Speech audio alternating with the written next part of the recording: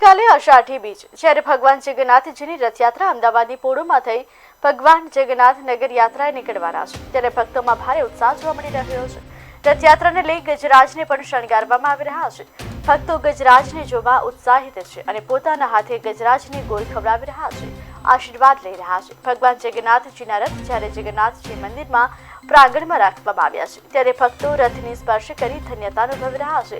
ભજન મંડળીની બહેનો એટલે કે ગોપીઓ હરખ અને ઉત્સાહ સાથે ભગવાન જગન્નાથજીના કાનુડાના ભજનો ગાઈ રહી છે।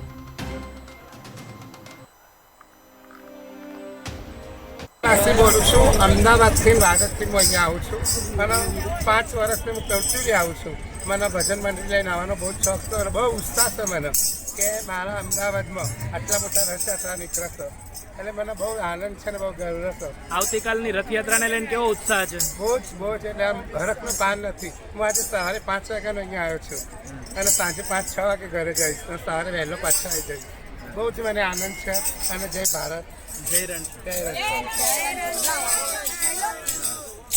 જય માતાજી, જય રણછોડ। હું અમદાવાદ નવાવાડાથી રહું છું, જયકુમાર ચૌહાણ। હું આજથી 5 થી 7 વર્ષથી ભજન મંડળ લઈને આવું છું। મને ભજન મંડળ લઈને જવું બહુ ગમે છે।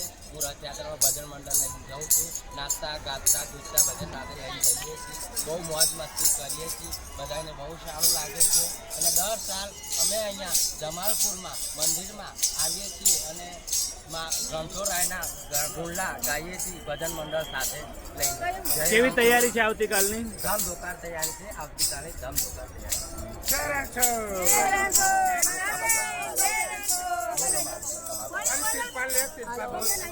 અમારે છે ઈસનપુરનું મંડળ છે, રાધે મંડળ છે। અમે 7-8 વર્ષથી આવીએ છીએ। અમને મંડળ ભજન અંદર ગાવાનો ઉત્સવ છે અને બધા અમે બહેરા આવીએ છીએ। અમારું મંડળ આખું ઈસનપુરનું છે।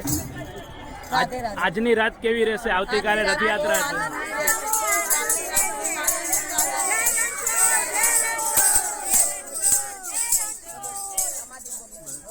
બોલો માસી।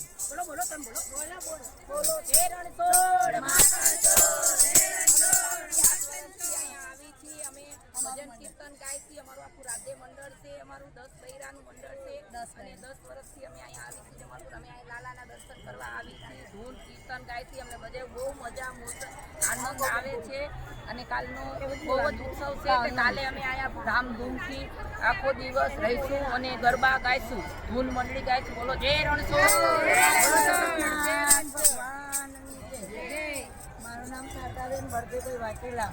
હું ઘણામાં પૂછાઈ જમાલપુર વિસ્તારમાં જ રહ્યા।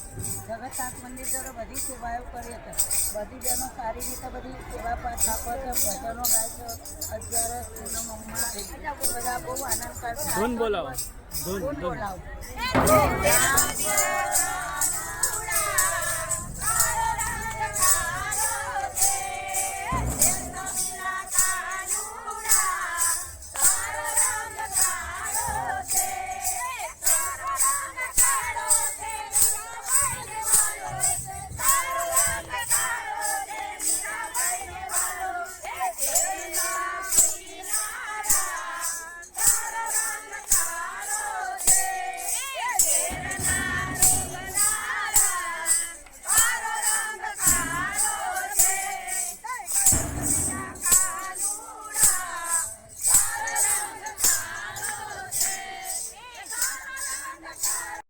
મણીબેન।